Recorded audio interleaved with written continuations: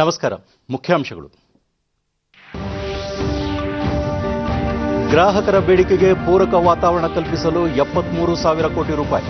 ರಾಜ್ಯಗಳ ಮೂಲಸೌಕರ್ಯಾಭಿವೃದ್ಧಿಗೆ ಸಾಲ ಸೌಲಭ್ಯ, ಸಚಿವೆ ನಿರ್ಮಲಾ ಸೀತಾರಾಮನ್. ರಾಜ್ಯ ಸಚಿವ ಸಂಪುಟದ ಕೆಲ ಖಾತೆ ಮರುಹಂಚಿಕೆ. ಸಚಿವ ಶ್ರೀರಾಮುಲುಗೆ ಸಮಾಜ ಕಲ್ಯಾಣ, ಸುಧಾಕರ್ಗೆ ಹೆಚ್ಚುವರಿಯಾಗಿ ಆರೋಗ್ಯ ಇಲಾಖೆ ಹೊಣೆ. ವಿವಿಧ ಆಯಾಮಗಳಲ್ಲಿ ಚೈನಾದೊಂದಿಗಿನ ಗಡಿ ವಿವಾದ ಪರಿಹಾರಕ್ಕೆ ಯತ್ನ. ದೂರದೃಷ್ಟಿ ಯೋಜನೆಗಳ ಜಾರಿ, ಸಚಿವ ರಾಜನಾಥ್ ಸಿಂಗ್. ಹಾಗೂ ಕೊರೋನಾ ಸೋಂಕು ನಿಯಂತ್ರಣಕ್ಕೆ ಕಾರ್ಯಯೋಜನೆ, ಸಾವಿನ ಪ್ರಮಾಣ ತಗ್ಗಿಸಲು ಕ್ರಮ, ಸಚಿವ ಡಾಕ್ಟರ್ ಕೆ ಸುಧಾಕರ್. ವಾರ್ತೆಗಳ ವಿವರ. ದೇಶದಲ್ಲಿ ಬೇಡಿಕೆಗಳನ್ನು ಉತ್ತೇಜಿಸಲು ಸುಮಾರು 73,000 ಕೋಟಿ ರೂಪಾಯಿ ಮೊತ್ತದ ಪ್ರಮುಖ ಯೋಜನೆಗಳನ್ನು ಕೇಂದ್ರ ಹಣಕಾಸು ಸಚಿವೆ ನಿರ್ಮಲಾ ಸೀತಾರಾಮನ್ ಇಂದು ಪ್ರಕಟಿಸಿದ್ದಾರೆ. ದೆಹಲಿಯಲ್ಲಿಂದು ದೇಶದ ಆರ್ಥಿಕತೆ ಸ್ಥಿತಿ ಕುರಿತಂತೆ ಸುದ್ದಿಗೋಷ್ಠಿಯಲ್ಲಿ ಮಾತನಾಡಿದ ಅವರು, ರಜೆ, ಪ್ರವಾಸ, ವಿನಾಯಿತಿ, ಎಲ್ಟಿಸಿ ವೋಚರ್ ಮತ್ತು ಹಬ್ಬದ ಮುಂಗಡ ಯೋಜನೆಗಳ ಮೂಲಕ ಗ್ರಾಹಕ ಬೇಡಿಕೆಗಳಿಗೆ ಸುಮಾರು 36,000 ಕೋಟಿ ರೂಪಾಯಿ ಒದಗಿಸುವ ಗುರಿಯನ್ನು ಹೊಸ ಪ್ರಸ್ತಾವನೆಗಳು ಒಳಗೊಂಡಿವೆ. ಕೇಂದ್ರ ಮತ್ತು ರಾಜ್ಯ ಸರ್ಕಾರಗಳು 37,000 ಕೋಟಿ ರೂಪಾಯಿ ಮೊತ್ತವನ್ನು ಬಂಡವಾಳ ವೆಚ್ಚದಲ್ಲಿ ತೊಡಗಿಸಲಿವೆ ಎಂದರು. ಎಲ್ಟಿಸಿ ಸೌಲಭ್ಯದಡಿ ಸರ್ಕಾರಿ ನೌಕರರಿಗೆ 10 ದಿನದ ರಜೆ ಸಂಬಳ ದೊರೆಯಲಿದ್ದು, ಪ್ರಯಾಣ ದರಕ್ಕೂ ಅರ್ಹರಾಗಿರುತ್ತಾರೆ. ಈ ಯೋಜನೆ ಬಯಸುವ ಉದ್ಯೋಗಿಗಳು ಜಿಎಸ್ಟಿ ಇನ್ವಾಯ್ಸ್ ಸಲ್ಲಿಸಬೇಕಾಗುತ್ತದೆ. ಮುಂದಿನ ವರ್ಷದ ಮಾರ್ಚ್ 31ರವರೆಗೆ ಈ ಯೋಜನೆ ಅನ್ವಯಿಸಲಿದೆ. ಹೊಸ ಯೋಜನೆಯಿಂದ ಸರ್ಕಾರದ ಬೊಕ್ಕಸಕ್ಕೆ ಸುಮಾರು 5,675 ಕೋಟಿ ರೂಪಾಯಿ ಹೊರೆ ಬೀಳಲಿದೆ. ರಾಜ್ಯ ಸರ್ಕಾರಗಳು ಒಟ್ಟಾಗಿ ಪ್ರಸ್ತಾವನೆಗಳನ್ನು ಜಾರಿಗೆ ತಂದರೆ 28,000 ಕೋಟಿ ರೂಪಾಯಿ ಮೊತ್ತದ ಹೆಚ್ಚುವರಿ ಗ್ರಾಹಕ ಬೇಡಿಕೆ ಸೃಷ್ಟಿಯಾಗಲಿದೆ ಎಂದರು. ವಿಶೇಷ ಹಬ್ಬ, ಮುಂಗಡ ಯೋಜನೆಯಡಿ ಎಲ್ಲ ಸರ್ಕಾರಿ ಉದ್ಯೋಗಿಗಳಿಗೆ 10,000 ರೂಪಾಯಿವರೆಗಿನ ಬಡ್ಡಿರಹಿತ ಮುಂಗಡವನ್ನು ನೀಡಲಾಗುವುದು. ದೇಶದ ಅರ್ಧದಷ್ಟು ರಾಜ್ಯಗಳು ಈ ಯೋಜನೆ ಜಾರಿಗೆ ತಂದರೂ ಬೇಡಿಕೆ ವಲಯದಲ್ಲಿ 8,000 ಕೋಟಿ ರೂಪಾಯಿ ತೊಡಗಿಸಲು ಸಾಧ್ಯವಾಗಲಿದೆ. ರಾಜ್ಯಗಳಿಗೆ 50 ವರ್ಷ ಅವಧಿಗೆ ಮರುಪಾವತಿ ಅವಕಾಶವಿರುವ ವಿಶೇಷ ಬಡ್ಡಿರಹಿತ 12,000 ಕೋಟಿ ರೂಪಾಯಿ ಸಾಲಗಳನ್ನು ಒದಗಿಸಲಾಗುವುದು. ರಸ್ತೆ, ರಕ್ಷಣಾ ಮೂಲಸೌಕರ್ಯ, ನೀರು ಪೂರೈಕೆ, ನಗರಾಭಿವೃದ್ಧಿಗಾಗಿ ಬಂಡವಾಳ ವೆಚ್ಚದ ಮೂಲಕ 25,000 ಕೋಟಿ ರೂಪಾಯಿ ಒದಗಿಸಲಾಗುವುದು ಎಂದು ಅವರು ವಿವರಿಸಿದ್ದಾರೆ. ಹಣಕಾಸು ಖಾತೆ ರಾಜ್ಯ ಸಚಿವ ಅನುರಾಗ್ ಸಿಂಗ್ ಠಾಕೂರ್ ಉಪಸ್ಥಿತರಿದ್ದರು. And this shall be repaid in 10 installments. Back again, they would give it in 10 installments. But this festival advance will be available up to 31st March. I think what it shows in the presentation says 31st January.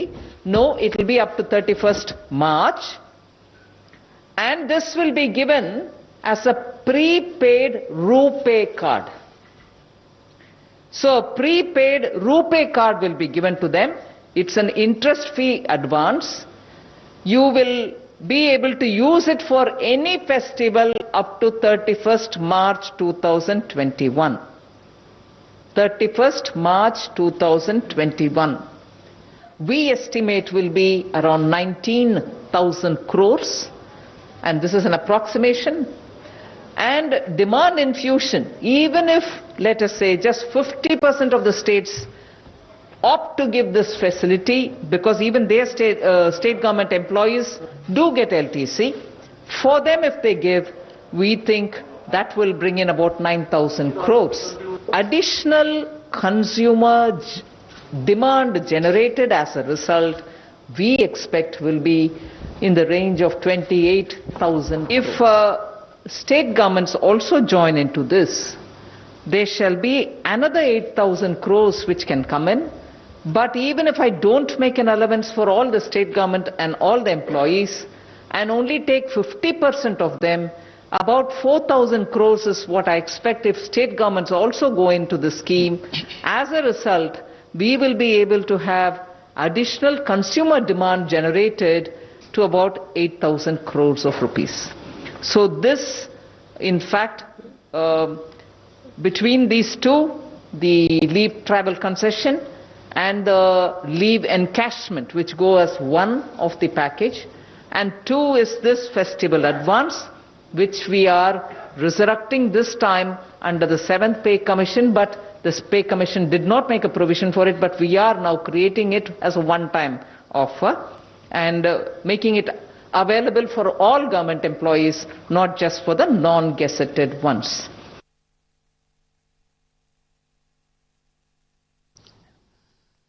Nirmala Sitharaman ಅವರು ಘೋಷಿಸಿರುವ ಆರ್ಥಿಕ ಪ್ಯಾಕೇಜ್ಗಳಿಂದ ಭಾರತದ ಆರ್ಥಿಕ ವ್ಯವಸ್ಥೆಗೆ ಹೇಗೆ ಸಹಕಾರಿಯಾಗಲಿದೆ ಎನ್ನುವುದರ ಬಗ್ಗೆ ಎಫ್ಕೆಸಿಸಿಐ ಮಾಜಿ ಅಧ್ಯಕ್ಷ ಹಾಗೂ ಆರ್ಥಿಕ ತಜ್ಞರಾದ ಡಿ ಮುರಳೀಧರ್ ಹೆಚ್ಚಿನ ಮಾಹಿತಿ ನೀಡಲಿದ್ದಾರೆ. ಮುರಳೀಧರ್ ಅವರೇ, ಕೇಳಿಸ್ತಾ ಇದೆಯಾ ನನ್ನ ಧ್ವನಿ? ನಮಸ್ಕಾರ. ಈಗ ರಾಜ್ಯಗಳಿಗೆ ಸುಮಾರು 12,000 ಕೋಟಿ ರೂಪಾಯಿನ ಸಾಲದ ರೂಪದಲ್ಲಿ ನೀಡೋದಕ್ಕೆ ಕೇಂದ್ರ ಹಣಕಾಸು ಇಲಾಖೆ ನಿರ್ಧರಿಸಿದೆ.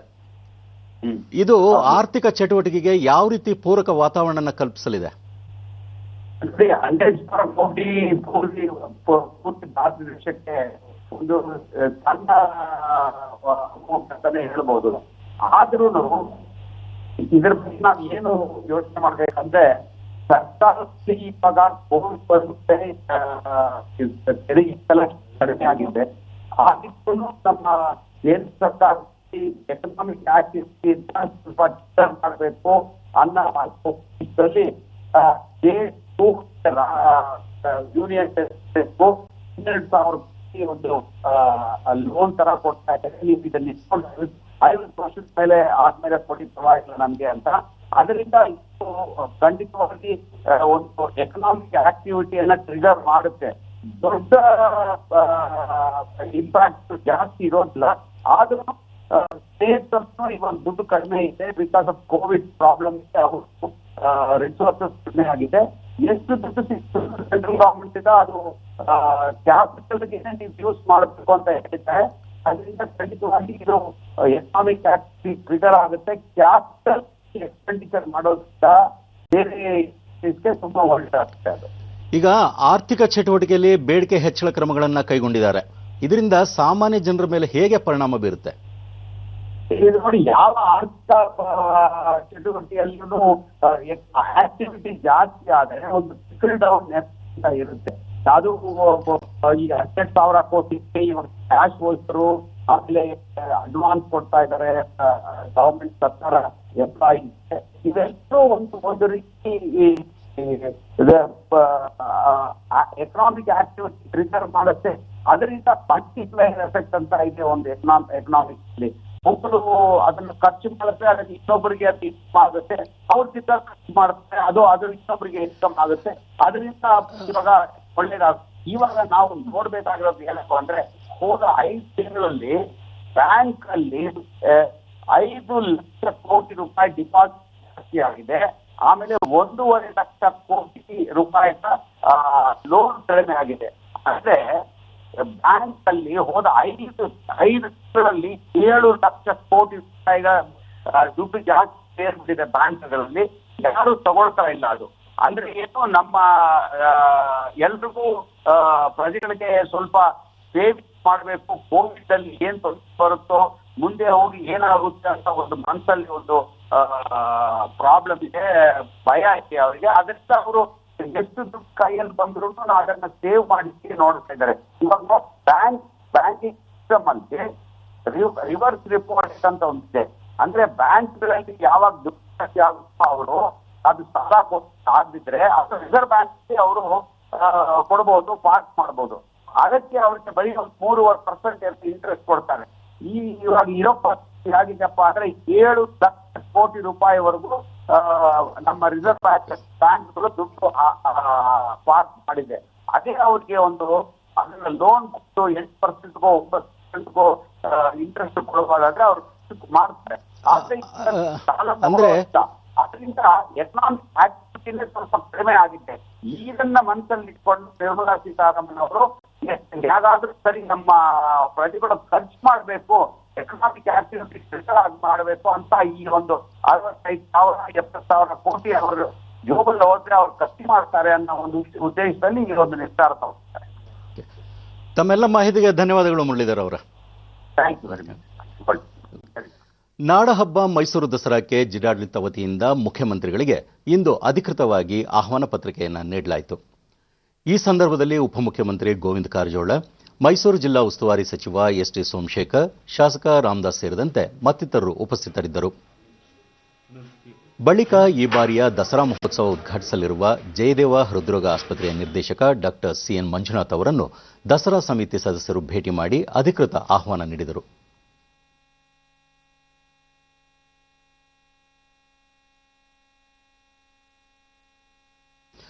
ಮುಖ್ಯಮಂತ್ರಿ ಬಿಎಸ್ ಯಡಿಯೂರಪ್ಪ ಅವರು ತಮ್ಮ ಸಂಪುಟದ ಕೆಲ ಸಹೋದ್ಯೋಗಿಗಳಿಗೆ ಖಾತೆಗಳನ್ನು ಮರುಹಂಚಿಕೆ ಮಾಡಿದ್ದು, ಉಪಮುಖ್ಯಮಂತ್ರಿ ಗೋವಿಂದ ಕಾರಜೋಳ ಬಳಿ ಇದ್ದ ಸಮಾಜ ಕಲ್ಯಾಣ ಇಲಾಖೆಯ ಜವಾಬ್ದಾರಿಯನ್ನು ಬಿ ಶ್ರೀರಾಮುಲು ಅವರಿಗೆ ನೀಡಿದ್ದಾರೆ. ಅದೇ ರೀತಿ ಶ್ರೀರಾಮುಲು ಅವರ ಬಳಿ ಇದ್ದ ಆರೋಗ್ಯ ಖಾತೆಯನ್ನು ವೈದ್ಯಕೀಯ ಶಿಕ್ಷಣ ಖಾತೆ ಸಚಿವ ಡಾಕ್ಟರ್ ಕೆ ಸುಧಾಕರ್ ಅವರಿಗೆ ಹಂಚಿಕೆ ಮಾಡಿದ್ದಾರೆ. ಈ ಕುರಿತು ರಾಜ್ಯಪಾಲ ವಜುಭಾಯಿ ವಾಲಾ ಅಧಿಕೃತ ಆದೇಶವನ್ನು ಹೊರಡಿಸಿದ್ದಾರೆ. ಈ ಮಧ್ಯೆ ಶ್ರೀರಾಮುಲು ಬಳಿ ಇದ್ದ ಹಿಂದುಳಿದ ವರ್ಗಗಳ ಕಲ್ಯಾಣ ಅಭಿವೃದ್ಧಿ ಇಲಾಖೆಯನ್ನು ಮುಖ್ಯಮಂತ್ರಿ ಬಿಎಸ್ ಯಡಿಯೂರಪ್ಪ ಅವರು ತಮ್ಮ ಬಳಿ ಉಳಿಸಿಕೊಂಡಿದ್ದಾರೆ. ಭಾರತೀಯ ಜನತಾ ಪಕ್ಷದ ಸಂಸ್ಥಾಪಕ ಸದಸ್ಯರಲ್ಲಿ ಒಬ್ಬರಾಗಿದ್ದ ರಾಜಮಾತಾ ದಿವಂಗತ ವಿಜಯರಾಜೆ ಸಿಂಧಿಯಾ ಅವರ ಜನ್ಮ ಶತಾಬ್ದಿಯನ್ನು ಇಂದು ಆಚರಿಸಲಾಗುತ್ತಿದೆ. 1919ನೇ ಸಾಲಿನ ಈ ದಿನ ವಿಜಯರಾಜೆ ಸಿಂಧಿಯಾ ಅವರು ಮಧ್ಯಪ್ರದೇಶದ ಸಾಗರದಲ್ಲಿ ರಾಣಾ ಕುಟುಂಬವೊಂದರಲ್ಲಿ ಜನಿಸಿದ್ದರು. ಗ್ವಾಲಿಯರ್ ರಾಜಮನೆತನದ ವಿಜಯರಾಜೆ ತಮ್ಮ ಸಾಮಾಜಿಕ ಮತ್ತು ರಾಜನೀತಿಯ ಜೀವನದಿಂದ ಹೆಚ್ಚು ಪ್ರಸಿದ್ಧಿ ಪಡೆದಿದ್ದರು. ಭಾರತೀಯ ಜನತಾ ಪಕ್ಷದ ಉನ್ನತ ನಾಯಕರಲ್ಲಿ ಒಬ್ಬರಾಗಿ ಅವರನ್ನು ಪರಿಗಣಿಸಲಾಗುತ್ತದೆ. ವಿಜಯರಾಜೆ ಅವರು 7 ಬಾರಿ ಲೋಕಸಭಾ ಸದಸ್ಯರಾಗಿ ಹಾಗೂ 2 ಬಾರಿ ರಾಜ್ಯಸಭಾ ಸದಸ್ಯರಾಗಿ ಕಾರ್ಯನಿರ್ವಹಿಸಿದ್ದರು. ವಿಜಯರಾಜೆ ಸಿಂಧಿಯಾ ಅವರ ಗೌರವಾರ್ಥ ಹೊರತಂದಿರುವ 100 ರೂಪಾಯಿ ನಾಣ್ಯವನ್ನು ಪ್ರಧಾನಿ ನರೇಂದ್ರ ಮೋದಿ ಅವರು ವರ್ಚುವಲ್ ಮಾಧ್ಯಮದ ಮೂಲಕ ಬಿಡುಗಡೆ ಮಾಡಿದರು. ಕಾರ್ಯಕ್ರಮದಲ್ಲಿ ಕೇಂದ್ರ ಸಂಸ್ಕೃತಿ ಸಚಿವ ಪ್ರಹ್ಲಾದ್ ಸಿಂಗ್ ಪಟೇಲ್, ವಿಜಯರಾಜೆ ಅವರ ಕುಟುಂಬದ ಸದಸ್ಯರು ಹಾಗೂ ಇತರೆ ಗಣ್ಯರು ಪಾಲ್ಗೊಂಡಿದ್ದರು.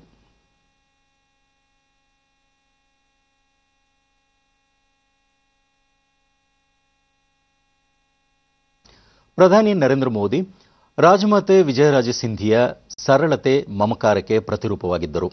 ರಾಜಮನೆತನದಲ್ಲಿ ಜನಿಸಿದ್ದರೂ ಬಡವರು, ಜನಸಾಮಾನ್ಯರ ಕಣ್ಣೀರು ಮತ್ತು ನೋವು ನಲಿವಿಗೆ ಸ್ಪಂದಿಸಿ ಅವರೊಂದಿಗೆ ಜೀವಿಸುತ್ತಿದ್ದರು. ವಿದೇಶಿ ವಸ್ತ್ರ ತ್ಯಜಿಸುವ ತುರ್ತು ಪರಿಸ್ಥಿತಿ ಸೇರಿದಂತೆ ರಾಮಮಂದಿರ ಆಂದೋಲನದವರೆಗೂ ಅವರು ಸಕ್ರಿಯವಾಗಿ ಪಾಲ್ಗೊಂಡಿದ್ದರು. ಅವರ ಇಡೀ ಜೀವನದಲ್ಲಿ ಸಂಸ್ಕಾರ, ಸೇವೆ, ಸ್ನೇಹ ಸಂಬಂಧವನ್ನು ಕಾಣಬಹುದಾಗಿದೆ. ಜನಪ್ರತಿನಿಧಿಗೆ ಜನಸೇವೆಯೇ ಮುಖ್ಯ ಹೊರತು ಪದವಿ, ಅಧಿಕಾರವಲ್ಲ ಎಂಬುದನ್ನು ರಾಜಮಾತೆ ಸಾಬೀತುಪಡಿಸಿದ್ದಾರೆ.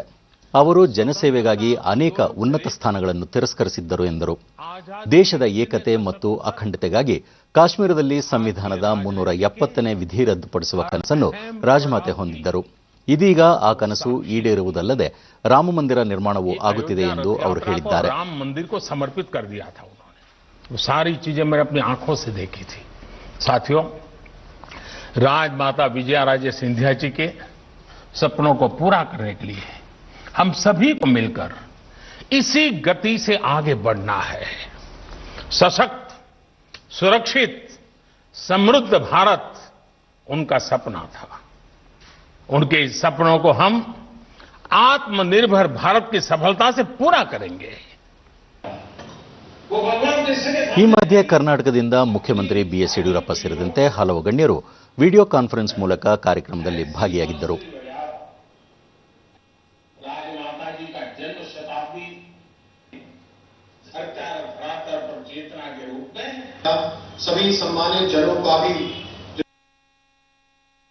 ಗೃಹ ಸಚಿವ ಅಮಿತ್ ಶಾ, ವಿಜಯರಾಜೆ ಅವರು ತಮ್ಮ ತ್ಯಾಗ ಮತ್ತು ದೇಶಭಕ್ತಿಯಿಂದ ದೇಶದ ರಾಜನೀತಿಗೆ ಹೊಸ ದಿಸೆ ತೋರಿದ್ದರು.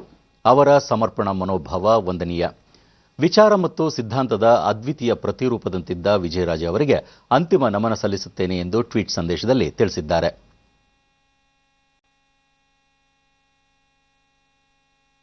ಕೇಂದ್ರ ವಾರ್ತಾ ಮತ್ತು ಪ್ರಸಾರ ಖಾತೆ ಸಚಿವ ಪ್ರಕಾಶ್ ಜಾವಡೇಕರ್, ರಾಜಸ್ವಿ ಜೀವನವನ್ನು ತ್ಯಾಗ ಮಾಡಿ ಸಂಪೂರ್ಣ ಬದುಕನ್ನು ಸಾಮಾನ್ಯ ಜನರ ಸೇವೆಗೆ ಮುಡುಪಾಗಿಟ್ಟಿದ್ದ ವಿಜಯರಾಜೆ ಅವರು ತ್ಯಾಗ ಮತ್ತು ಸಮರ್ಪಣಾ ಮನೋಭಾವದ ಪ್ರತಿರೂಪದಂತಿದ್ದರು. ಅವರ ಜೀವನ ನಮಗೆಲ್ಲರಿಗೂ ಪ್ರೇರಣೆಯಾಗಿದೆ ಎಂದು ಟ್ವೀಟ್ನಲ್ಲಿ ತಿಳಿಸಿದ್ದಾರೆ. ಹಣಕಾಸು ಸಚಿವೆ ನಿರ್ಮಲಾ ಸೀತಾರಾಮನ್ ಅಧ್ಯಕ್ಷತೆಯಲ್ಲಿ ದೆಹಲಿಯಲ್ಲಿಂದು ಸರಕು ಮತ್ತು ಸೇವಾ ತೆರಿಗೆ ಜಿಎಸ್ಟಿ ಮಂಡಳಿಯ 43ನೇ ಸಭೆ ಪ್ರಗತಿಯಲ್ಲಿದೆ. ವಿಡಿಯೋ ಕಾನ್ಫರೆನ್ಸ್ ಮೂಲಕ ಸಭೆಯಲ್ಲಿ ಭಾಗವಹಿಸಲಿರುವ ಹಣಕಾಸು ಸಚಿವರು ಆಯಾ ರಾಜ್ಯಗಳಿಗೆ ಪಾವತಿಗೆ ಬಾಕಿ ಇರುವ ಜಿಎಸ್ಟಿ ಪರಿಹಾರ ಹಂಚಿಕೆ ಕುರಿತು ಚರ್ಚಿಸಲಾಗುತ್ತಿದೆ. ಹಣಕಾಸು ಖಾತೆ ರಾಜ್ಯ ಸಚಿವ ಅನುರಾಗ್ ಠಾಕೂರ್ ಮತ್ತು ರಾಜ್ಯಗಳು ಹಾಗೂ ಕೇಂದ್ರಾಡಳಿತ ಪ್ರದೇಶಗಳ ಹಣಕಾಸು ಸಚಿವರು ಮತ್ತು ಇತರೆ ಹಿರಿಯ ಅಧಿಕಾರಿಗಳು ಈ ಸಭೆಯಲ್ಲಿ ಭಾಗಿಯಾಗಿದ್ದಾರೆ. ಕಳೆದ ಬಾರಿ ನಡೆದ ಸಭೆಯ ಸಂದರ್ಭದಲ್ಲಿ ಜಿಎಸ್ಟಿ ಅನುಷ್ಠಾನ ಅಥವಾ ಕೋವಿಡ್-19ನಿಂದಾಗಿ ಎಲ್ಲ ರಾಜ್ಯಗಳ ಸರಕು ಮತ್ತು ಸೇವೆಗಳ ತೆರಿಗೆ ಆದಾಯದಲ್ಲಿ ಕಡಿತಗೊಂಡಿದ್ದು ಯಾವುದೇ ರಾಜ್ಯ ಈ ನಷ್ಟಕ್ಕೆ ಪರಿಹಾರ ಪಡೆಯುವುದರಿಂದ ವಂಚಿತವಾಗದು ಎಂದು ನಿರ್ಮಲಾ ಸೀತಾರಾಮನ್ ಭರವಸೆ ನೀಡಿದ್ದರು. परिषद ने पिछले सप्ताह हुई आखिरी बैठक में यह फैसला लिया था. ಗಡಿ ರಸ್ತೆಗಳ ನಿರ್ಮಾಣ ಸಂಸ್ಥೆ ಬಿಆರ್ಒ 7 ರಾಜ್ಯಗಳು ಹಾಗೂ ಕೇಂದ್ರಾಡಳಿತ ಪ್ರದೇಶಗಳಲ್ಲಿ ನಿರ್ಮಿಸಿರುವ 44 ಸೇತುವೆಗಳನ್ನು ಇಂದು ರಕ್ಷಣಾ ಸಚಿವ ರಾಜನಾಥ್ ಸಿಂಗ್ ಅವರು ವಿಡಿಯೋ ಕಾನ್ಫರೆನ್ಸ್ ಮೂಲಕ ಲೋಕಾರ್ಪಣೆಗೊಳಿಸಿದರು.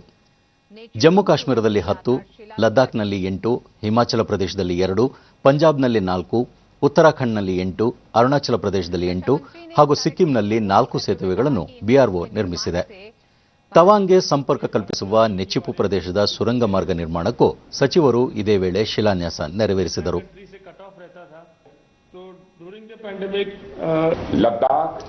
ಈ ಸಂದರ್ಭದಲ್ಲಿ ರಾಜನಾಥ್ ಸಿಂಗ್, ಈ ನೂತನ ಸೇತುವೆಗಳು ಅಭಿವೃದ್ಧಿ ಮತ್ತು ಸಂಪರ್ಕದ ಹೊಸ ಯುಗದ ಪ್ರಾರಂಭಕ್ಕೆ ಕಾರಣವಾಗಲಿವೆ. ಈ ಮಾರ್ಗಗಳಿಂದ ರಕ್ಷಣಾ ಪಡೆಗಳಿಗೆ ಯುದ್ಧ ಸಾಮಗ್ರಿಗಳು ದೊರೆಯಲು ಹಾಗೂ ಅದರ ಸುಗಮ ಸಂಚಾರಕ್ಕೆ ಅನುಕೂಲ ಕಲ್ಪಿಸಲಿದೆ. ಈ ಸೇತುವೆಗಳ ನಿರ್ಮಾಣದಿಂದ ಗಡಿ ಪ್ರದೇಶಗಳಲ್ಲಿ ಸುಗಮ ಸಂಚಾರಕ್ಕೆ ಮತ್ತು ನೆರೆಯ ದೇಶಗಳ ನಡುವೆ ಸಂಪರ್ಕಕ್ಕೆ ಅನುಕೂಲವಾಗಲಿದೆ. ದೇಶದ ಮುಖ್ಯ ಭೂಪ್ರದೇಶದಿಂದ ತುಂಬಾ ದೂರದ ಪ್ರದೇಶಗಳನ್ನು ಈ ಸೇತುವೆಗಳು ಸಂಪರ್ಕಿಸಲಿವೆ. ಸೇತುವೆಗಳನ್ನು ಬಿಆರ್ಒ ನಿಗದಿತ ವೇಳೆಗಿಂತ ಮುಂಚೆ ಉತ್ತಮ ಗುಣಮಟ್ಟದೊಂದಿಗೆ ನಿರ್ಮಿಸಿದೆ ಎಂದರು. जहां पूरे साल ट्रांसपोर्ट की सुविधा उपलब्ध नहीं हो पाती. इन पुलों में कई छोटे तो कई बड़े पुल हैं, पर उनकी महत्ता का अंदाजा उनके ಪಾಕಿಸ್ತಾನ ಮತ್ತು ಚೈನಾದೊಂದಿಗಿನ ಗಡಿ ವಿವಾದಕ್ಕೆ ಪರಿಹಾರ ಕಂಡುಕೊಳ್ಳುವತ್ತ ಸರ್ಕಾರ ಕಾರ್ಯನಿರ್ವಹಿಸುತ್ತಿದೆ. ಈ ಎರಡೂ ದೇಶಗಳೊಂದಿಗೆ ಭಾರತ 7,000 ಕಿಲೋಮೀಟರ್ ಗಡಿಯನ್ನು ಹೊಂದಿದ್ದು, ಇಲ್ಲಿನ ಸಮಸ್ಯೆ ಮತ್ತು ಸವಾಲುಗಳನ್ನು ಪ್ರಧಾನಿಯವರ ಕುಶಲತೆ ಮತ್ತು ದೂರದೃಷ್ಟಿಯಿಂದ ಪರಿಹರಿಸಲಾಗುತ್ತಿದೆ ಎಂದರು. हमारी उत्तरी और पूर्वी सीमा पर पैदा की गई स्थितियों से भी आप भली भांति परिचित हैं. पहले पाकिस्तान और अब चीन के द्वारा भी मानो एक मिशन के तहत सीमा पर विवाद पैदा किया जा रहा है. इन दोनों देशों के साथ हमारी लगभग 7,000 किलोमीटर की सीमा मिलती है, जहां किसी न किसी चक्कर में आए दिन तनाव बना रहता है. इतनी समस्याओं के बावजूद हमारे माननीय प्रधानमंत्री श्री नरेंद्र मोदी जी के कुशल और दूरदर्शी नेतृत्व में यह देश न केवल इन संकटों का दृढ़ता के साथ सामना कर रहा है, बल्कि सभी क्षेत्र बड़े और ऐतिहासिक बदलाव भी ला रहा है. ಜಮ್ಮು ಕಾಶ್ಮೀರದಲ್ಲಿ ರದ್ದುಗೊಂಡಿರುವ ಸಂವಿಧಾನದ 370ನೇ ವಿಧಿಯನ್ನು ಮತ್ತೆ ಸ್ಥಾಪಿಸುವ ಕುರಿತು ಮಾಜಿ ಮುಖ್ಯಮಂತ್ರಿ ಹಾಗೂ ಹಾಲಿ ಸಂಸದ ಫಾರೂಕ್ ಅಬ್ದುಲ್ಲಾ ನೀಡಿರುವ ಹೇಳಿಕೆಯನ್ನು ಬಿಜೆಪಿ ಖಂಡಿಸಿದೆ. ದೆಹಲಿಯಲ್ಲಿಂದು ಬಿಜೆಪಿ ವಕ್ತಾರ ಸಂಬಿತ್ ಪಾತ್ರ ಸಂಸತ್ತಿನ ಅನುಮೋದನೆಯೊಂದಿಗೆ ರದ್ದುಗೊಂಡಿರುವ 370ನೇ ವಿಧಿಯನ್ನು ಮತ್ತೆ ಜಾರಿಗೊಳಿಸಲು ಚೈನಾದ ನೆರವು ಕೋರುವುದಾಗಿ ಫಾರೂಕ್ ಅಬ್ದುಲ್ಲಾ ವಿವಾದಾತ್ಮಕ ಹೇಳಿಕೆ ನೀಡಿದ್ದಾರೆ. ಭಾರತದೊಂದಿಗೆ ವಿವಾದಗಳಲ್ಲಿ ತೊಡಗಿರುವ ಚೈನಾದ ಸಹಾಯ ಹಸ್ತಕ್ಕೆ ಫಾರೂಕ್ ಅಬ್ದುಲ್ಲಾ ಮುಂದಾಗಿರುವುದು ದುರದೃಷ್ಟಕರ. ಕಾಂಗ್ರೆಸ್ ಸಹ ಈ ಹಿಂದೆ ಡೋಕ್ಲಾಂ ವಿವಾದ, ಸರ್ಜಿಕಲ್ ದಾಳಿಗಳ ಕುರಿತಂತೆ ದೇಶದ ಹಿತಾಸಕ್ತಿಗೆ ವಿರುದ್ಧವಾಗಿ ಹೇಳಿಕೆಗಳನ್ನು ನೀಡಿತ್ತು. ಇಂತಹ ಹೇಳಿಕೆಗಳು ಖಂಡನೀಯ ಎಂದರು. स्वाभाविक है, न केवल ये चिंतनीय है अपितु ये दुखद है. ये वही कांग्रेस पार्टी है जिसने सर्जिकल स्ट्राइक तक पे सवाल उठा दिया था. सर्जिकल स्ट्राइक पे, एयर स्ट्राइक पे सवाल उठाकर राहुल गांधी पाकिस्तान में हीरो बने थे. आज फारूक अब्दुल्ला चीन में हीरो बने होंगे. ये दोनों, चाहे फारूक गांधी कहिए या राहुल अब्दुल्ला कहिए, दोनों में कोई फर्क नहीं है. दोनों एक ही हैं, बिल्कुल एक हैं. एक ही कॉइन के दो साइड हैं. कोई फर्क नहीं है. ದಕ್ಷಿಣ ಭಾರತದ ಖ್ಯಾತ ಚಲನಚಿತ್ರ ನಟಿ ಖುಷ್ಬೂ ಕಾಂಗ್ರೆಸ್ ತೊರೆದು ಬಿಜೆಪಿಗೆ ಇಂದು ಸೇರ್ಪಡೆಗೊಂಡಿದ್ದಾರೆ. ದೆಹಲಿಯ ಬಿಜೆಪಿ ಪ್ರಧಾನ ಕಚೇರಿಯಲ್ಲಿ ಪಕ್ಷದ ರಾಷ್ಟ್ರೀಯ ಪ್ರಧಾನ ಕಾರ್ಯದರ್ಶಿ ಸಿಟಿ ರವಿ ಹಾಗೂ ವಕ್ತಾರ ಸಂಬಿತ್ ಪಾತ್ರ ಖುಷ್ಬೂ ಅವರನ್ನು ಪಕ್ಷಕ್ಕೆ ಬರಮಾಡಿಕೊಂಡರು.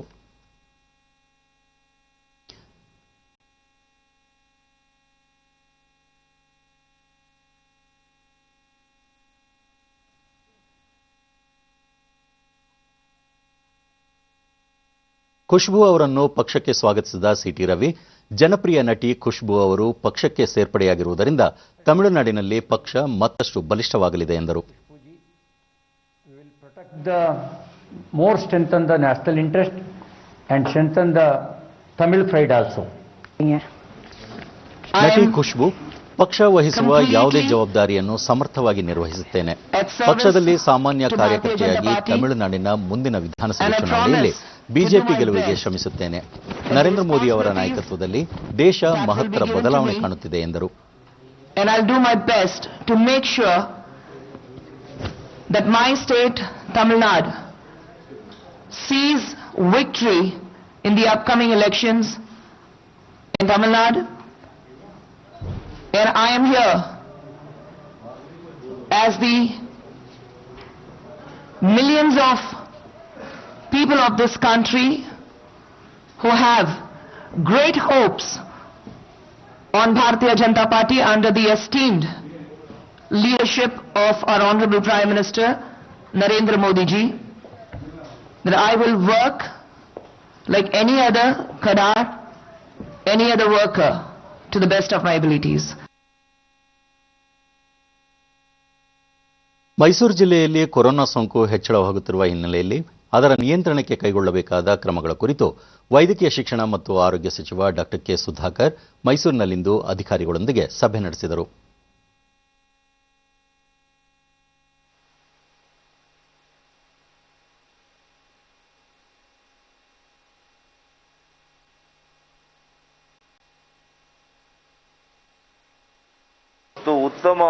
ಬಳಿಕ ಅವರು ರಾಜ್ಯದಲ್ಲಿ ಕೊರೋನಾ ಸೋಂಕು ಹೆಚ್ಚಳವಾಗುತ್ತಿದ್ದು ಅದರ ನಿಯಂತ್ರಣ ಸವಾಲಾಗಿ ಪರಿಣಮಿಸಿದೆ. ಪ್ರತಿಯೊಬ್ಬರಿಗೂ ಕೈಗೆಟುಕುವ ದರದಲ್ಲಿ ಆರೋಗ್ಯ ಸೇವೆ ಸಿಗಬೇಕು ಎಂಬುದು ಸರ್ಕಾರದ ಉದ್ದೇಶ. ಈ ಹಿನ್ನೆಲೆಯಲ್ಲಿ ಮುಖ್ಯಮಂತ್ರಿಗಳು ತಮ್ಮ ಮೇಲೆ ವಿಶ್ವಾಸವಿಟ್ಟು ಆರೋಗ್ಯ ಇಲಾಖೆಯ ಜವಾಬ್ದಾರಿ ವಹಿಸಿದ್ದಾರೆ ಎಂದರು. ದೇಶದಲ್ಲಿ ಮಾದರಿ ಆರೋಗ್ಯ ಸೇವೆ ರಾಜ್ಯದಲ್ಲಿ ಸಿಗಬೇಕು. ಈ ನಿಟ್ಟಿನಲ್ಲಿ ಎಲ್ಲಾ ರೀತಿಯ ಪ್ರಯತ್ನಗಳನ್ನು ಮಾಡಲಾಗುವುದು. ಸೋಂಕಿತರನ್ನು ಪತ್ತೆ ಹಚ್ಚಿ ಅವರ ಸಂಪರ್ಕಕ್ಕೆ ಬಂದ ಪ್ರಥಮ ದ್ವಿತೀಯ ವ್ಯಕ್ತಿಗಳನ್ನು 48 ಗಂಟೆಗಳಲ್ಲಿ ಪತ್ತೆ ಹಚ್ಚಿ ಸೂಕ್ತ ಚಿಕಿತ್ಸೆ ನೀಡುವುದರಿಂದ ಸಾವಿನ ಪ್ರಮಾಣ ಕಡಿಮೆ ಮಾಡಬಹುದು ಎಂದು ಹೇಳಿದರು. ರಾಜ್ಯದ ಎಲ್ಲ ಖಾಸಗಿ ಆಸ್ಪತ್ರೆಗಳಲ್ಲಿ ಕೋವಿಡ್ ಸೋಂಕಿತರಿಗೆ ಕಡ್ಡಾಯವಾಗಿ ಹಾಸಿಗೆಗಳನ್ನು ಮೀಸಲಿಡುವಂತೆ ಸೂಚಿಸಲಾಗಿದೆ ಎಂದರು. ನಾಡಹಬ್ಬ ಮೈಸೂರು ದಸರಾವನ್ನು ಸರಳವಾಗಿ ಆಚರಿಸಲು ಎಲ್ಲ ಅಗತ್ಯ ಕ್ರಮಗಳನ್ನು ಕೈಗೊಳ್ಳಲಾಗಿದೆ ಎಂದು ಅವರು ಮಾಹಿತಿ ನೀಡಿದರು. ಮಾಡಬೇಕು ಅನ್ನುವಂತ ಒಂದು ಮಹತ್ವಾಕಾಂಕ್ಷೆಯನ್ನು ಇಟ್ಕೊಂಡಿದ್ದೇವೆ. 1%ಕ್ಕೂ ಕಡಿಮೆ ಇರಬೇಕು ಸಾವಿನ ಪ್ರಮಾಣ. ಆ ಸಾವಿನ ಪ್ರಮಾಣ ಇಳಿಬೇಕು ಅನ್ನೋದಾದ್ರೆ ಯಾರಿಗೆ ಸೋಂಕು ತಗುಲ್ತಾ ಇದೆ ಅಂತವರ ಪ್ರಥಮ ದ್ವಿತೀಯ ಸಂಪರ್ಕಗಳನ್ನು ಮೊದಲನೇ 48 ಗಂಟೆಗಳ ಒಳಗಡೆ ಅವರನ್ನು ಪತ್ತೆ ಹಚ್ಚುವಂತಹ ಕಾರ್ಯಕ್ರಮ ಆಗಬೇಕು. ಪತ್ತೆ ಹಚ್ಚುವ ಜೊತೆಗೆ ಅವರಿಗೆ ಟೆಸ್ಟಿಂಗ್ ಆಗಬೇಕು. ಯಾರಿಗೆ ಅವಶ್ಯಕತೆ ಇದೆ ಅವರಿಗೆ ಸೂಕ್ತ ಚಿಕಿತ್ಸೆ ಸರಿಯಾದ ಸಂದರ್ಭಕ್ಕಾದರೆ ನಾವೇನು ಗುರಿಯನ್ನು ಇಟ್ಕೊಂಡಿದ್ದೀವಿ 1%ಕ್ಕಿಂತ ಕಡಿಮೆ ಸಾವಿನ ಪ್ರಮಾಣ ಆಗಬೇಕು ಅಂತ ಅದಾಗಲಿಕ್ಕೆ ಸಾಧ್ಯ. ಇವತ್ತು ನಾಡಹಬ್ಬ ಏನಿದೆ ದಸರಾ, ಇದನ್ನ ಬಹಳ ಸರಳವಾಗಿ ಮಾಡಬೇಕು. ಯಾವುದೇ ಕಾರಣಕ್ಕೂ ಈ ಹಬ್ಬದಿಂದ ಮೈಸೂರಿನಲ್ಲಿ ಕೋವಿಡ್ ಮತ್ತಷ್ಟು ಹೆಚ್ಚಾಗಲಿಕ್ಕೆ ಕಾರಣ ಆಗಬಾರ್ದು. ಆ ನಿಟ್ಟಿನಲ್ಲಿ ಎಲ್ಲ ಮಾರ್ಗಸೂಚಿ ಕ್ರಮಗಳನ್ನು ನೀವು ತೆಗೆದುಕೊಳ್ಬೇಕು. ಪದವಿ ಪೂರ್ವ ಶಿಕ್ಷಣ ಇಲಾಖೆಯಲ್ಲಿ ಆಯ್ಕೆಯಾಗಿರುವ ಉಪನ್ಯಾಸಕರಿಗೆ ಶೀಘ್ರ ನೇಮಕಾತಿ ಪತ್ರ ನೀಡುವಂತೆ ರಾಜ್ಯ ಸರ್ಕಾರವನ್ನು ಮಾಜಿ ಮುಖ್ಯಮಂತ್ರಿ ಹಾಗೂ ವಿಧಾನಸಭೆ ವಿರೋಧ ಪಕ್ಷದ ನಾಯಕ ಸಿದ್ದರಾಮಯ್ಯ ಒತ್ತಾಯಿಸಿದ್ದಾರೆ. ಉಪನ್ಯಾಸಕ ಹುದ್ದೆಗೆ ಆಯ್ಕೆಯಾಗಿ ಹಲವು ತಿಂಗಳು ಕಳೆದರೂ ಇನ್ನೂ ನೇಮಕಾತಿ ಪತ್ರದ ನಿರೀಕ್ಷೆಯಲ್ಲಿರುವ ಅಭ್ಯರ್ಥಿಗಳ ಆತಂಕವನ್ನು ದೂರ ಮಾಡಿ ಎಂದು ತಮ್ಮ ಟ್ವೀಟ್ ಸಂದೇಶದಲ್ಲಿ ತಿಳಿಸಿದ್ದಾರೆ. ಕರ್ನಾಟಕ ಸಂಸ್ಕೃತ ವಿಶ್ವವಿದ್ಯಾಲಯದ ಅಂತರ್ ಗುಣಮಟ್ಟ ಖಾತ್ರಿ ಘಟಕ ವತಿಯಿಂದ 1 ವಾರಗಳ ಕಾಲ ಅಂತಾರಾಷ್ಟ್ರೀಯ ಸಿಬ್ಬಂದಿ ಅಭಿವೃದ್ಧಿ ಕಾರ್ಯಾಗಾರವನ್ನು ಹಮ್ಮಿಕೊಳ್ಳಲಾಗಿದೆ. ಇಂದಿನಿಂದ ಆರಂಭವಾಗಿರುವ ಕಾರ್ಯಾಗಾರವು ಇದೇ 17ರವರೆಗೆ ನಡೆಯಲಿದ್ದು ವಿವಿಧ ವಿಷಯಗಳ ಕುರಿತು ತಜ್ಞರು ಹಲವು ವಿಷಯಗಳನ್ನು ಮಂಡಿಸಲಿದ್ದಾರೆ. ಇಂದು ನಡೆದ ಕಾರ್ಯಕ್ರಮದಲ್ಲಿ ಪದ್ಮಶ್ರೀ ಪುರಸ್ಕೃತರಾದ ಸಂಸ್ಕೃತ ಉತ್ತೇಜನ ಪ್ರತಿಷ್ಠಾನದ ಟ್ರಸ್ಟಿ ಕಾರ್ಯದರ್ಶಿ ಚಾಮುಕೃಷ್ಣ ಶಾಸ್ತ್ರಿ ಪಾಲ್ಗೊಂಡು ವಿವಿಧ ಮಟ್ಟಗಳಲ್ಲಿ ಶಿಕ್ಷಕರ ತರಬೇತಿ ಕುರಿತಂತೆ ವಿಶೇಷ ಉಪನ್ಯಾಸ ನೀಡಿದರು. ಈ ವೇಳೆ ಕರ್ನಾಟಕ ಸಂಸ್ಕೃತ ವಿಶ್ವವಿದ್ಯಾಲಯದ ಉಪಕುಲಪತಿ ಪ್ರೊಫೆಸರ್ ಕೆಇ ದೇವನಾಥನ್ ಸೇರಿದಂತೆ ಅನೇಕರು ಪಾಲ್ಗೊಂಡಿದ್ದರು. ನಿರ್ದೇಶಕಾಃ ಶ್ರೀಮಂತಃ ಎಸ್.ಟಿ. ಶರ್ಮಾ ಮಹಾಭಾಗಾಃ ಕುರ್ಮಃ ತರ್ಹಿ ಫಲಮಪಿ ಶುದ್ಧಮೇವ ಭವಿಷ್ಯತಿ ಇತಿ ಕಶ್ಚನ ನಿರ್ಣಯಃ ಮಮ ಜಾತಃ. ಅಸ್ಮಾಕಂ ಶ್ರದ್ಧಾ ದ್ವಿತೀಯ, ಮನಃಶುದ್ಧಿ ಪ್ರಥಮ. सा मनಃशुद्धिः भगवता दातव्या मम अस्ति इति भगवन्तः अहं प्रार्थये. प्रार्थनार्थमपि मनः अपेक्षितं. सर्वदा अहं प्रार्थये भगवन्तम् अस्माकं सर्वेषां वेङ्कटेशं सा मनःशुद्धि मम भवतु इति तया शुद्धेन मनसा अहं तावत् कार्यं कर्तुम् इच्छामि। अनेन किञ्चित् भयं गतमस्ति। ದೇಶದಲ್ಲಿ ಕಳೆದ 24 ಗಂಟೆಗಳಲ್ಲಿ ಹೊಸದಾಗಿ 66,732 ಕೋವಿಡ್-19 ಪ್ರಕರಣಗಳು ದೃಢಪಟ್ಟಿವೆ. ಇದರೊಂದಿಗೆ ಒಟ್ಟು ಸೋಂಕಿತರ ಸಂಖ್ಯೆ 71,20,538ಕ್ಕೆ ಏರಿಕೆಯಾಗಿದೆ. ಈವರೆಗೆ 61,49,535 ಕೊರೋನಾ ಸೋಂಕಿತರು ಗುಣಮುಖರಾಗಿದ್ದು, ಸುಮಾರು 8,61,853 ಸಕ್ರಿಯ ಪ್ರಕರಣಗಳಿದ್ದು, ಈ ಪ್ರಮಾಣ ಶೇಕಡಾ 12.1ಕ್ಕೆ ಇಳಿಕೆಯಾಗಿದೆ. ಕೊರೋನಾ ಸೋಂಕಿನಿಂದ ಗುಣಮುಖರಾದವರ ಸಂಖ್ಯೆಯಲ್ಲಿ ಭಾರತ ಸುಧಾರಣೆಯತ್ತ ಸಾಗಿದ್ದು, ಚೇತರಿಕೆ ಪ್ರಮಾಣ ಶೇಕಡಾ 86.36ರಷ್ಟಿದೆ. ಒಟ್ಟು 1,09,150 ಮಂದಿ ಮೃತಪಟ್ಟಿದ್ದಾರೆ. ಮರಣ ದರ ಶೇಕಡಾ 1.53ರಷ್ಟಿದೆ ಎಂದು ಕೇಂದ್ರ ಆರೋಗ್ಯ ಮತ್ತು ಕುಟುಂಬ ಕಲ್ಯಾಣ ಸಚಿವಾಲಯ ತಿಳಿಸಿದೆ. ಕೋವಿಡ್ ಲಸಿಕೆ ಸಿದ್ಧಗೊಂಡ ನಂತರ ಆಕ್ಟ್ ಆಕ್ಸಿಲರೇಟರ್ ಮತ್ತು ಅದರ ಪಾಲುದಾರರು ಒಪ್ಪಿದ ತತ್ವಗಳ ಆಧಾರದ ಮೇಲೆ ಹಂಚಿಕೆ ಮಾಡಲಾಗುವುದು ಎಂದು ವಿಶ್ವ ಆರೋಗ್ಯ ಸಂಸ್ಥೆ ಮುಖ್ಯಸ್ಥ ಟೆಡ್ರೋಸ್ ಅದಾನೋಮ್ ಗೆಬ್ರೆಯೆಸಸ್ ಹೇಳಿದ್ದಾರೆ.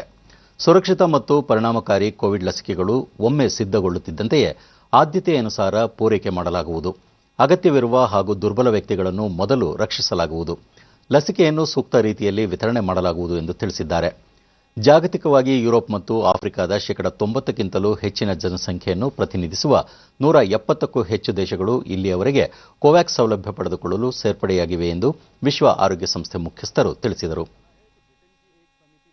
ಬಂಗಾಳಕೊಲ್ಲಿಯಲ್ಲಿ ಉಂಟಾಗಿರುವ ವಾಯುಭಾರ ಕುಸಿತದಿಂದಾಗಿ ರಾಜ್ಯದ ಹಲವು ಭಾಗಗಳಲ್ಲಿ ಮುಂದಿನ 24 ಗಂಟೆಗಳಲ್ಲಿ ಭಾರೀ ಮಳೆಯಾಗುವ ಸಾಧ್ಯತೆ ಇದೆ ಎಂದು ಹವಾಮಾನ ಇಲಾಖೆ ಮುನ್ಸೂಚನೆ ನೀಡಿದೆ. ಬಂಗಾಳಕೊಲ್ಲಿಯಲ್ಲಿ ಚಂಡಮಾರುತದ ತೀವ್ರತೆ ಇನ್ನಷ್ಟು ಹೆಚ್ಚಾಗಲಿದ್ದು, ಕರಾವಳಿ ಹಾಗೂ ದಕ್ಷಿಣ ಒಳನಾಡು ಸೇರಿದಂತೆ ಹಲವೆಡೆ ಭಾರೀ ಮಳೆಯಾಗುವ ನಿರೀಕ್ಷೆ ಇದೆ. ಪ್ರಮುಖವಾಗಿ ಕರಾವಳಿ ತೀರದಲ್ಲಿ ಮಳೆ ಅಬ್ಬರ ಹೆಚ್ಚಾಗಿರುವ ಸಾಧ್ಯತೆ ಹಿನ್ನೆಲೆಯಲ್ಲಿ ಇಂದು ಮತ್ತು ನಾಳೆ ರೆಡ್ ಅಲರ್ಟ್ ಘೋಷಿಸಲಾಗಿದೆ. ರಾಯಚೂರು ಜಿಲ್ಲೆಯಲ್ಲಿ ಕೃಷ್ಣಾ ನದಿಗೆ ಹೆಚ್ಚಿನ ಪ್ರಮಾಣದಲ್ಲಿ ನೀರು ಹರಿದು ಬರುತ್ತಿದೆ.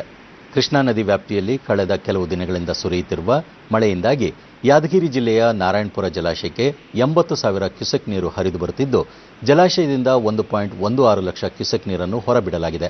ಈ ಹಿನ್ನೆಲೆಯಲ್ಲಿ ನದಿ ತೀರದ ಜನರಿಗೆ ಎಚ್ಚರದಿಂದಿರುವಂತೆ ಸೂಚಿಸಲಾಗಿದೆ.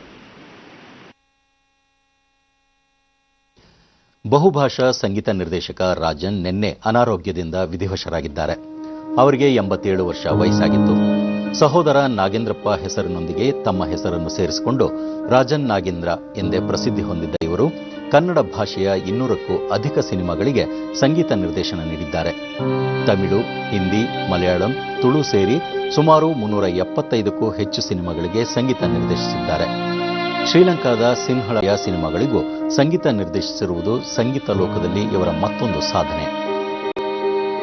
ಮುಖ್ಯಮಂತ್ರಿ ಬಿಎಸ್ ಯಡಿಯೂರಪ್ಪ ಚಿತ್ರರಸಿಕರು ಎಂದೆಂದೂ ಮರೆಯಲಾಗದ 100 ಸುಮಧುರ ಗೀತೆಗಳ ಮೂಲಕ ರಾಜನ್ ಅವರು ನಮ್ಮೊಂದಿಗೆ ಸದಾ ನೆನಪಿನಲ್ಲಿರುತ್ತಾರೆ. ಅವರ ಆತ್ಮಕ್ಕೆ ಚಿರಶಾಂತಿ ಪ್ರಾರ್ಥಿಸುತ್ತಾ ಕುಟುಂಬಕ್ಕೆ, ಅಭಿಮಾನಿ ಬಳಗಕ್ಕೆ ನೋವು ಭರಿಸುವ ಶಕ್ತಿಯನ್ನು ನೀಡಲಿ ಎಂದು ಟ್ವೀಟ್ ಮಾಡಿದ್ದಾರೆ. ಇನ್ನು ಹವಾವರ್ತಮಾನ. ರಾಜ್ಯದ ಉತ್ತರ ಒಳನಾಡಿನಲ್ಲಿ ನೈಋತ್ಯ ಮುಂಗಾರು ತೀವ್ರಗೊಂಡಿದ್ದು, ದಕ್ಷಿಣ ಒಳನಾಡು ಹಾಗೂ ಕರಾವಳಿಯ ಹಲವೆಡೆ ಮಳೆಯಾಗಿದೆ.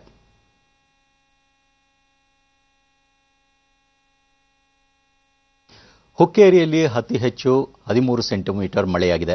ಉಳಿದಂತೆ ಹುನಗುಂದ 10, ಖಜೂರಿ ಬೇವೂರು 9, ಯಲಬುರ್ಗಾ, ಆಳಂದ, ತೊಂಡೆವಾವಿ 6, ಶಿರಾಲಿ, ಕುಕನೂರು, ಕಮಲಾಪುರ, ಬರಗೂರು 5, ಭಟ್ಕಳ, ಮಾಣಿ, ಅಥಣಿ, ಸಂಕೇಶ್ವರ, ಗದಗ, ನರಗುಂದ, ಹೊಸಪೇಟೆ, ಬಳ್ಳಾರಿ 4, ಧರ್ಮಸ್ಥಳ, ಮಂಗಳೂರು, ಸಿದ್ದಾಪುರ, ಮಹಾಲಿಂಗಪುರ, ಆಲ್ಮಟ್ಟಿ, ಕುಷ್ಟಗಿ, ಕೆರೂರು, ರಾಮದುರ್ಗದಲ್ಲಿ 3 ಸೆಂಟಿಮೀಟರ್ ಮಳೆಯಾಗಿದೆ.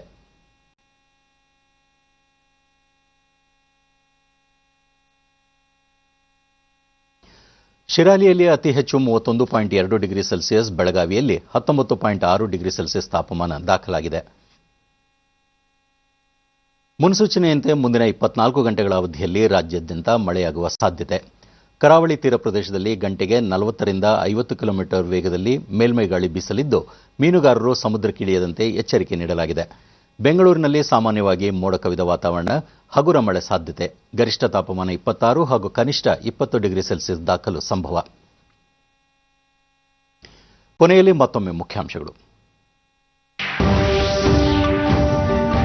ಗ್ರಾಹಕರ ಬೇಡಿಕೆಗೆ ಪೂರಕ ವಾತಾವರಣ ಕಲ್ಪಿಸಲು 73,000 ಕೋಟಿ ರೂಪಾಯಿ. ರಾಜ್ಯಗಳ ಮೂಲಸೌಕರ್ಯಾಭಿವೃದ್ಧಿಗೆ ಸಾಲ ಸೌಲಭ್ಯ, ಸಚಿವೆ ನಿರ್ಮಲಾ ಸೀತಾರಾಮನ್. ರಾಜ್ಯ ಸಚಿವ ಸಂಪುಟದ ಕೆಲ ಖಾತೆ ಮರುಹಂಚಿಕೆ. ಸಚಿವ ಶ್ರೀರಾಮುಲುಗೆ ಸಮಾಜ ಕಲ್ಯಾಣ, ಸುಧಾಕರ್ಗೆ ಹೆಚ್ಚುವರಿಯಾಗಿ ಆರೋಗ್ಯ ಇಲಾಖೆ ಹೊಣೆ. ವಿವಿಧ ಆಯಾಮಗಳಲ್ಲಿ ಚೈನಾದೊಂದಿಗಿನ ಗಡಿ ವಿವಾದ ಪರಿಹಾರಕ್ಕೆ ಯತ್ನ. ದೂರದೃಷ್ಟಿ ಯೋಜನೆಗಳ ಜಾರಿ, ಸಚಿವ ರಾಜನಾಥ್ ಸಿಂಗ್. ಹಾಗೂ ಕೊರೋನಾ ಸೋಂಕು ನಿಯಂತ್ರಣಕ್ಕೆ ಕಾರ್ಯಯೋಜನೆ, ಸಾವಿನ ಪ್ರಮಾಣ ತಗ್ಗಿಸಲು ಕ್ರಮ, ಸಚಿವ ಡಾಕ್ಟರ್ ಕೆ ಸುಧಾಕರ್.